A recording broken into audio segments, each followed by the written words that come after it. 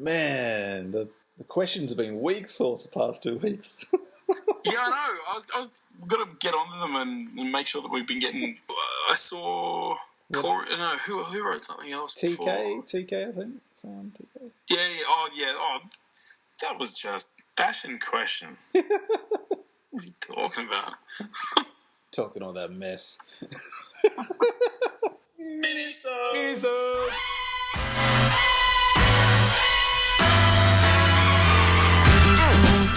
Watch out! Here it comes. Watch out! Here it comes. Watch out! Here it comes. What are we going to cover on the mini? Oh, let's get into it. All right. Let's get into it. Do it. Originally, my opening topic for the minisode was going to be the Kristaps Porzingis and the whole hacked Clippers tweet. Hacked, schmacked. Yeah, right. Like, I'm calling BS on that straight away, as if I'm not believing that for a second.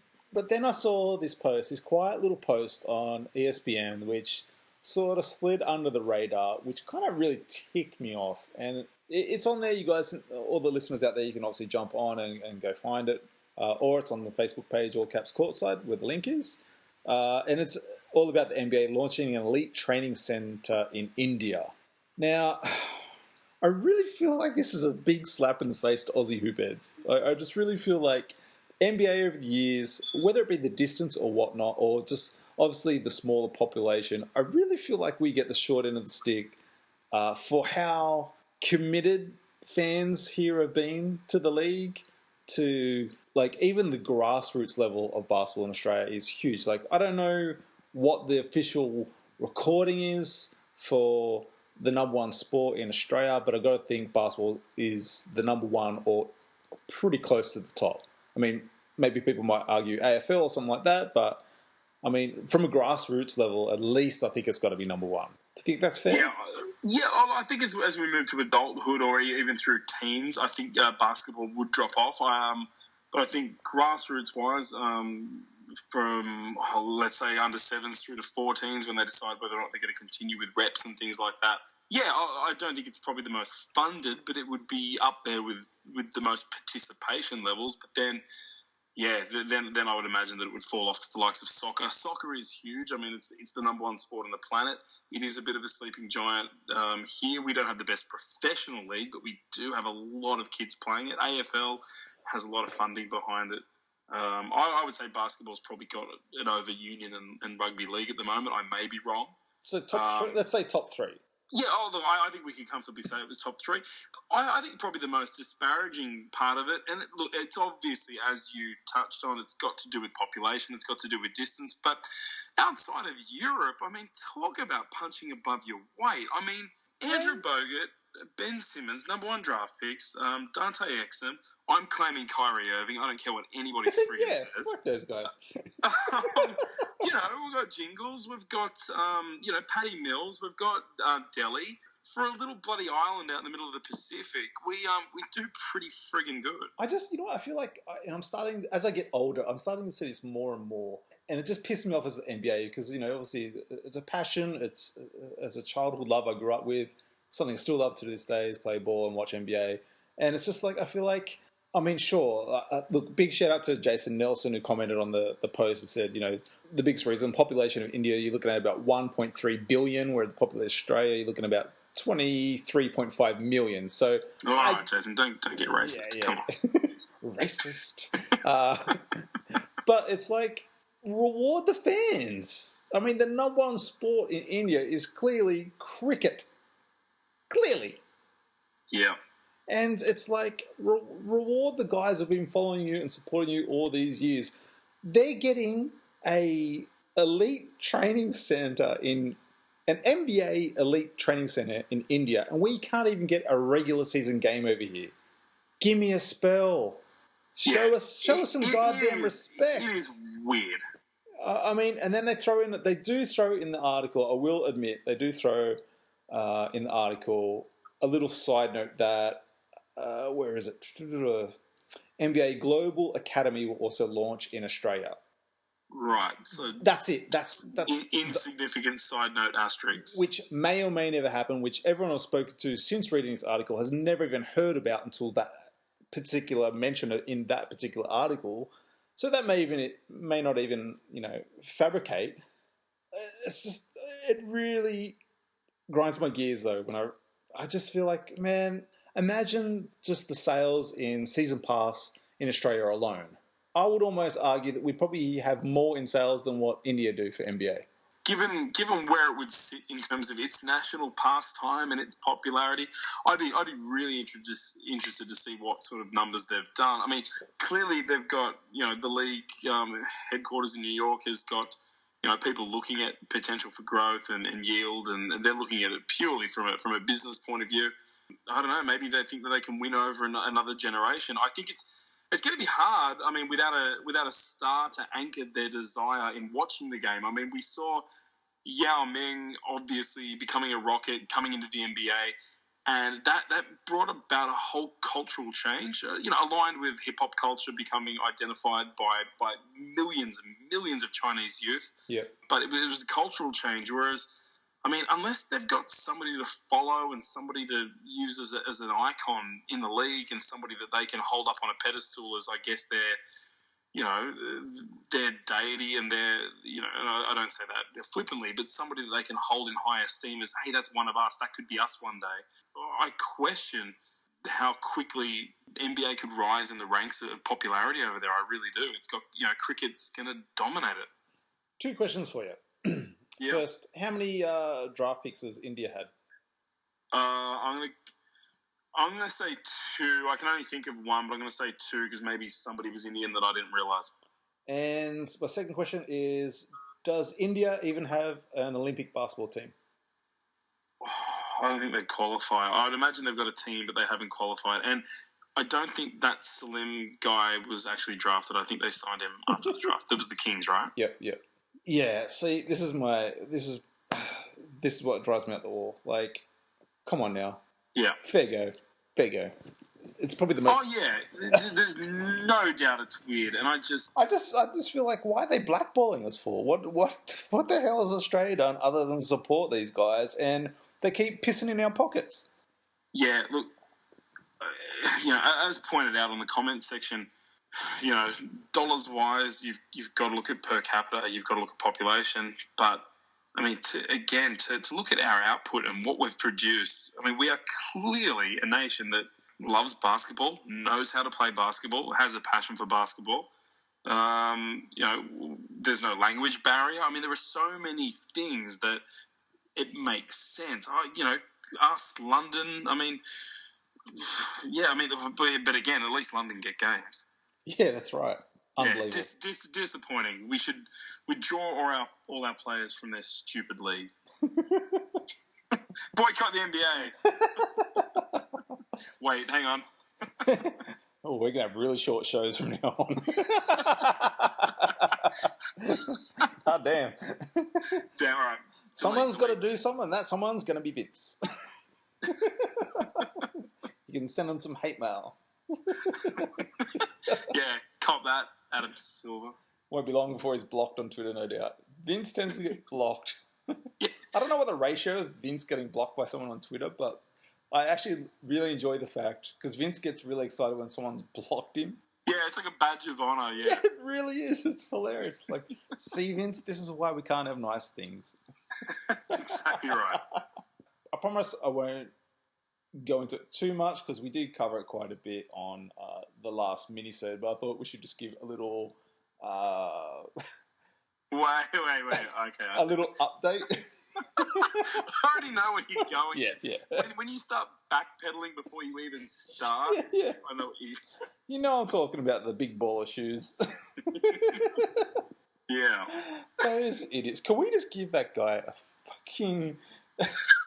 Can we just give him a fucking reality show and just let him, like, make all the stupid and wild comments, like, that he wants? Like, honestly, guy's a fucking moron. 400 It is crazy. It's like we're being punked.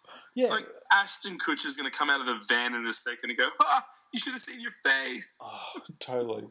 $495 US for a pair of kicks. $995 for, what was it, the sign pair was $995? Yeah.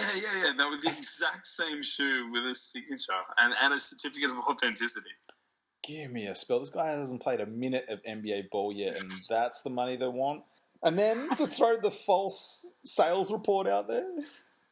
Yeah, I mean... Which was hilarious. There's so many different levels of crazy, and so many athletes have come out and you know, on Twitter in particular, and they've applauded the out-of-the-box thinking. Like, I don't think there's anybody that denies that, yeah, you're being entrepreneurial, you know, you're trying to own your own brand, and there's a lot of credit there. So to that degree, maybe he's not as mad as everybody thinks, but because he can't park the ego to the side and do the right thing. You know what? People have been too polite and too nice, and this is not the occasion for it. The occasion, if your kid's being bad, you spank him. You discipline the child. You discipline the child, okay? That's what you do. You don't turn around. You don't turn around and give him a treat. Okay? That's not good reinforcing what you're trying to do. And I think athletes are being too polite about this because it's just bullshit. It's just crazy. I find it the funniest thing I found about this whole thing was not actually even the prices that they put on their shoes, which is by far so ridiculous. It's not funny. The funniest thing I found was they were actually at a tournament the day after the release of his shoes. Oh, yeah. I saw the photo. And they're all wearing Jordans. Not one of them. Like, if you just released your own shoe and had this big stance against the big companies, wouldn't you be rocking your own shit? Yeah, I think they've got one prototype pair. I don't think they have shoes plural. Look, if they sold 300 pairs, I think that these shoes are going to be lucky to hit 200 of these people. Oh, I think that'd be, you know, you would have manufacturing quotas. You're not going to get a line produced unless you can, you know, fund and pay for a certain amount of manufacturing. So, yeah, if the figures are well off what is being reported, which most shoe experts think that they are, then who knows? I mean, this shoe might not ever see the light of day. I can't wait to see what he's wearing opening day. I can't wait. I can't wait to see him wear these shoes on opening day. This is going to be... And then I heard the other day he's rapping now. I'm like... Really? Give me a spell. Yeah. This is... I got to admit, this has been the most entertainment I've had in years leading up to a draft. I really...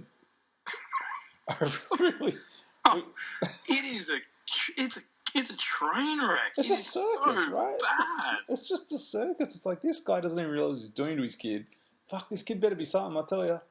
Did you watch the video that he released when he announced that he was going out on his own with Lonzo? No. Oh, so Lonzo had a video. So Slam were the exclusive. So it went on Slam's Facebook account and on their website, and he did an exclusive launch video. Slam, you money whores. You clickbait whores, you Slam. What have you become? Oh, man. And it was, so it was filmed in black and white, and he was narrating it, and it was like all serious about his journey and why they're taking control of their destiny. And it was like, dude, nobody knows who you are. You haven't done anything. You step off yourself. Like, it was something you would expect maybe like a fourth or a fifth year player to have narrated, not a rook. Yeah, right. It was just laughable that whoever, you know, his dad is just in his ear building him up, and it's just, he's gonna have the biggest target on his back, man. I don't know about you, but this is the thing I always think. And look, you can go watch interviews and watch how. But when Lonzo was around his dad, have you ever seen the video when Batman vs Superman was coming out and they're talking to Ben Affleck and he kind of zones out? The sad Fleck video? That's Lonzo. That's Lonzo in all the videos with his dad. He just Afflecks it out. Yeah, that's what they there's the meme, and they play Cat Stevens saying, Yes. "Hello, darkness, my old friend." Yes, And it's Lonzo. he just drifts off. Because honestly, I reckon that those boys are going to turn on their dads so quick once they get that NBA cash. Oh my god. Whew. Yeah, I hope it's not. I don't know. I hope that this hasn't all gone too far, and if he is a good pick and he is a good player, that somebody extends the olive branch. It's not going to come from the Bulls side, but hopefully, Nike or someone gives him a deal. I mean, I'm sure he deserves it. But then you look at people like John Wall lighting it up in the playoffs and proving his point, and he doesn't even have one. So maybe this kid just goes about his NBA career without a shootout. Wow. All kinds of wow. Okay, we shouldn't talk about it anymore because I know people may be a little sick of it. I know. Every word that's come out of my mouth in the last 5 minutes, I've just felt bad for our listeners that we're talking about this fucking hump again. Well, I'm really sorry. I really tried not to focus on it, but they keep throwing gasoline on the fire, and it's just like, watch that baby burn, and Jesus. God damn you, LeVar Ball. Hey, look, obviously Clippers got bounced first round again, and one of the things that keeps floating around, and I think I even neglected to repost it last year when I saw it, but this year I thought, maybe it actually holds a little bit more weight this year. And that is, Steve Ballmer. Could he move the Clippers to Seattle? Is it time that LA only had one team? Is that even a good business decision? Yes. Says Do it. the Sign Laker the deal. fan. Get him out.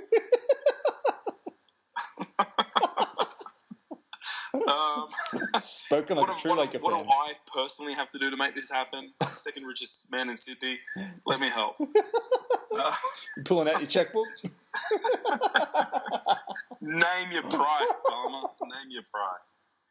I'd love it. I don't know who's fueling the rumor or the stories. I don't know if it's fan based, if it's wishful thinking, but I mean, he's a tech guy, and Seattle's a tech hub, and I don't know. I'd imagine it could work, but hell yeah, why not? Give them their own city. I mean, he has ties to Seattle anyway, so there's always that connection. I mean, I just don't know if, from a business standpoint, it even makes sense. I mean, I know from what I remember. I mean, my memory's not that fresh on the whole Seattle situation. Like, they really got hoodwinked out of it. Yeah. And they went from a team that was making the playoffs to trading away all their great players. They traded away Ray Allen. They traded away all those top players they had. I'm not sure if they're hitting the numbers quite with the crowd. They certainly were towards the end of it, though. But I guess your crowd sort of is a reflection of the product that you're putting out on the floor every week, and Sixers fans. I mean, Sixers fans are back because it's a different brand of basketball being played. But there were years there where, it was really awkward to watch it on television.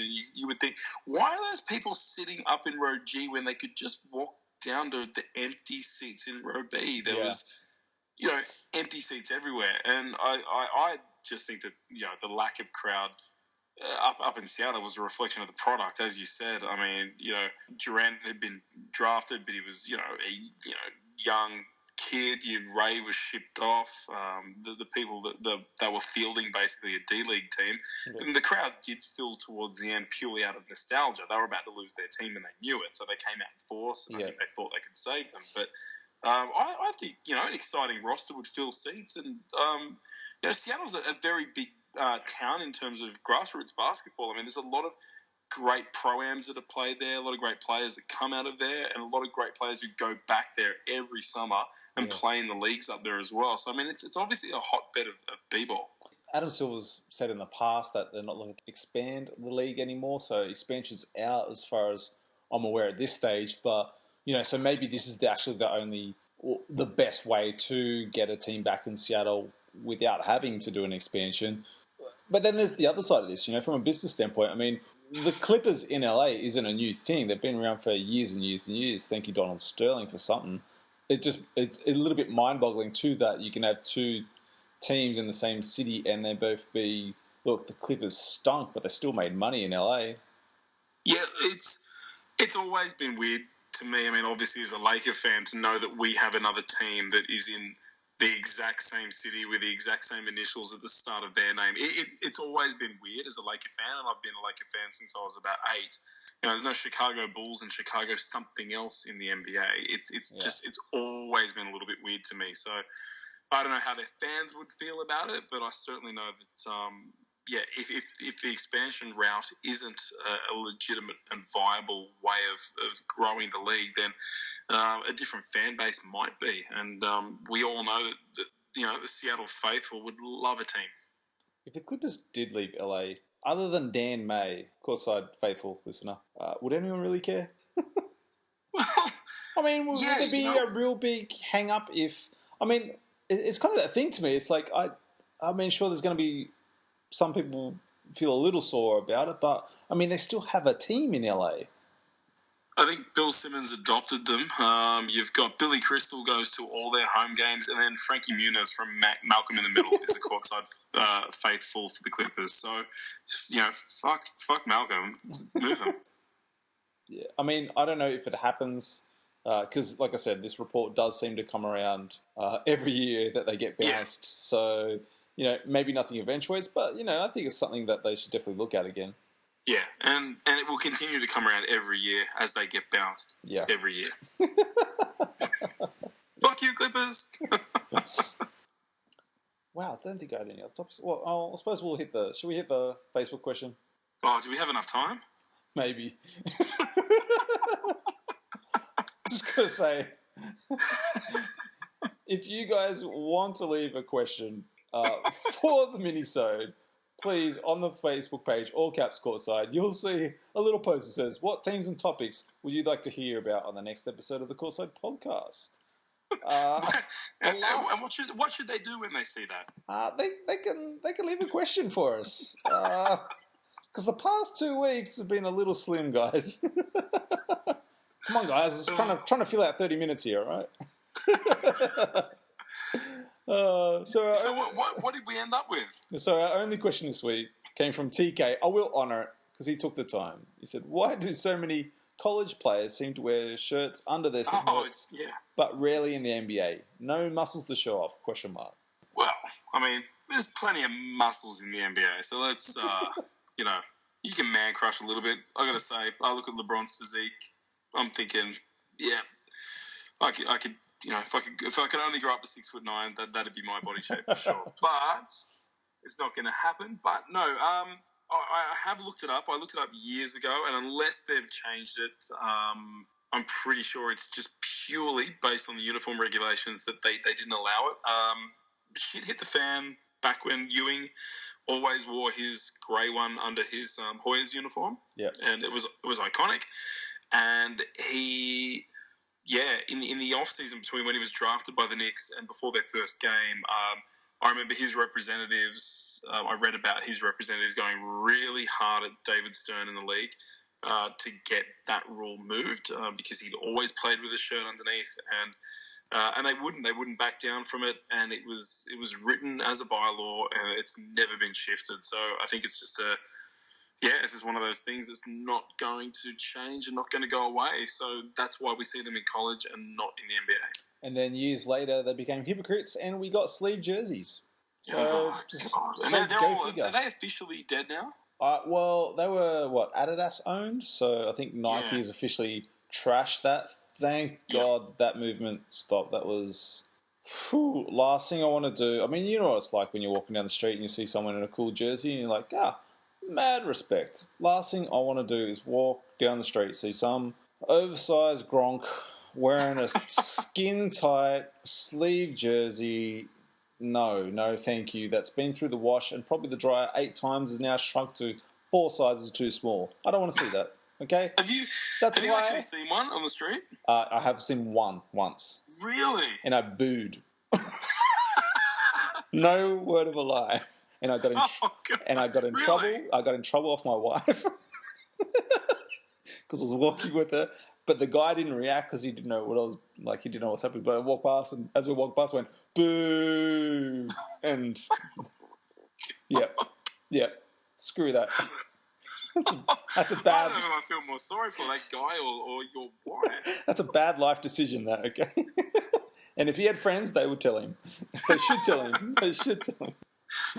He's surrounded himself with enablers. Yeah, Mate, look, cool I shirt. tell you, I'd hate to think what happened if my wife wasn't there. I'd be on the news for like wrestling the guy to the ground and cutting the sleeves off.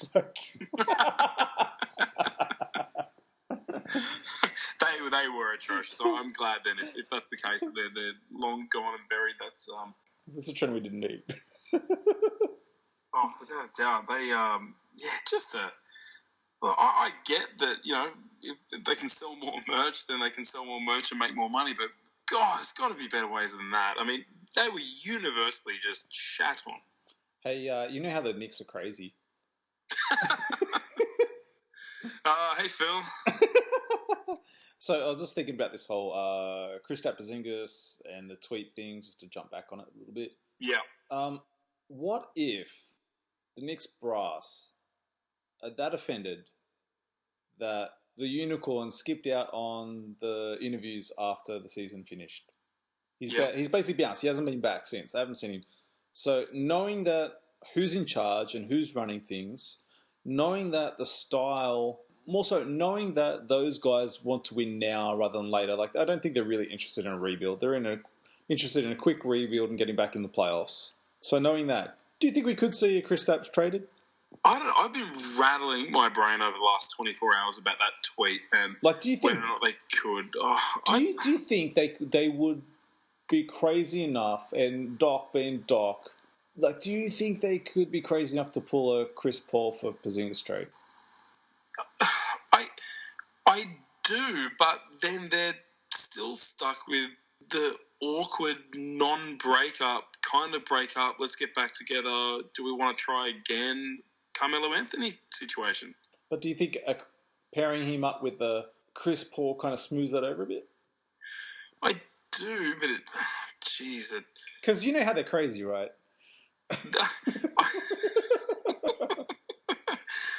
They are absolutely batshit crazy. So, hi Phil Brown. Sorry. I feel bad for him. I just want to make sure he's still there. If he's listening, blink twice. Yeah, look, yes, they are. They're batshit freaking crazy. I mean, you know what? We'll get Vince's thought on it next week. We'll just see what he thinks. Yeah, I mean, it's just that tweet. That tweet's got me thinking. It's got me thinking. That tweet. Oh yeah, without a doubt. That tweet got me thinking, and for me, that was the only logical switch. I mean, but I don't know. I still think it's weird if Carmelo stays. But then again, I'd love him to stay in New York. He resonates with me in New York for whatever reason. I like him there, and I'd like him to stay. But they're crazy. But you know they're crazy, right? Yeah. I've heard a rumor. Look, just some official courtside business I think we should take care of. Obviously, coming up, I don't know if you guys saw it today, I did post on the Facebook page, All Caps Courtside, the NBA 2K18 just around the corner. I'm pretty excited about the new game. So there's going to be plenty of off-season events happening this year. So once the playoffs are finished, the shows will still keep coming. So we're actually planning an NBA 2K18 tournament. So for everyone out there, there'll be details later. But unfortunately, just for the PS4 console players only, just the way it worked out. But get in touch with us. There'll be some future posts and some more details on the way. Other than that, the one I'm pretty excited about is it's Fan vs. Fan Trivia Challenge for the Courtside title match.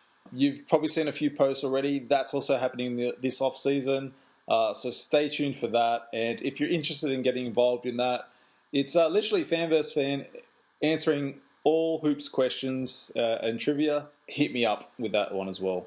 That's going to be awesome. I want to see as many courtside faithful as we can get involved in that. So, yeah, if you guys are interested in that, I mean, look, the off-season can be a cold and lonely place. You know, we look for warmth and solace wherever we can, and the Courtside Facebook page and the podcast is going to be your beacon of light throughout the winter. So, definitely. Yeah, guys, get involved. And I may or may not have already dropped some money on a prototype title belt. Just saying.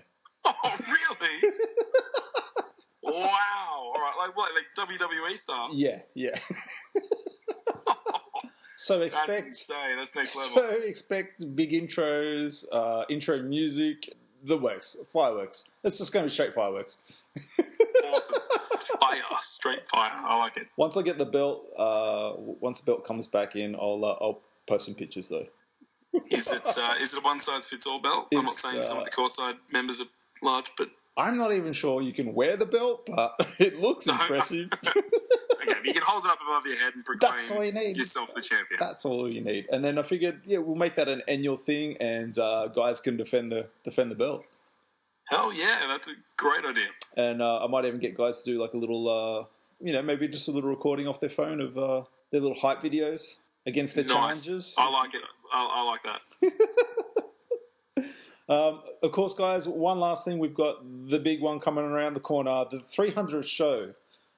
If you have any ideas or any thoughts on what you think we should do for our 300th episode, please let me know, because everything's still a little bit up in the air right now.